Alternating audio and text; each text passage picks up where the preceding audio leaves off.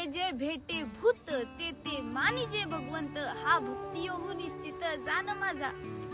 कृष्ण अर्जुनाला सांगतात आणि माऊलींनी उतरून काढलंय. माऊली म्हणतात जे कोणतं भूत म्हणजे भूत नाही बर का, जे कोणता व्यक्ती भेटेल, जो कोणता प्राणी भेटेल, त्या प्रत्येकात मला बघ आणि हाच माझा भक्ती योग आहे, हे निश्चित आहे. मग महाराज कलियुग हाच आलंय की कोणच कुणाच्यातच भगवंत बघत नाही. प्रत्येकाला स्वतःच पडलेलं असतं. प्रत्येकाला वाटतं मी सर्वश्रेष्ठ, प्रत्येकाला वाटतं मी सांगल तसंच प्रत्येकाने केलं पाहिजे.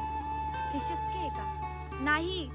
काही आता तुम्ही म्हणाल काही काही लोक इतकी वाईट असतात, इतकी वाईट असतात, त्यांच्यात कुठं शोधायचं भगवंत?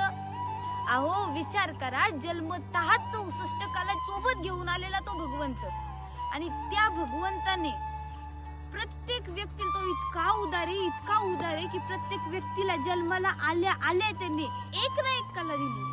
मग अशा भगवंताने दिलेल्या कला प्रत्येक व्यक्तीकडे.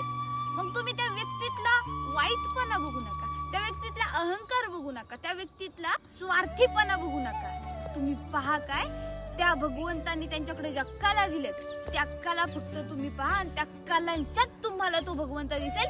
त्यावेळी माऊलींनी सांगितलेले शब्द निश्चित खरे ठरतील. त्यावेळी माऊलींनी जे वाक्य उद्गारलेत ते वाक्य आपण अस्तित्वात आणू, आणि ज्यावेळी आपण हे करेल ना, कलियुगात सुद्धा सर्वात चांगली परिस्थिती, सर्वात सुखी माणूस म्हणजे आपण असेल. का तर त्या भगवंताची कृपा आपल्यावरती असेल, आपण प्रत्येकात भगवंत पाहत असेल. रामकृष्ण हरी.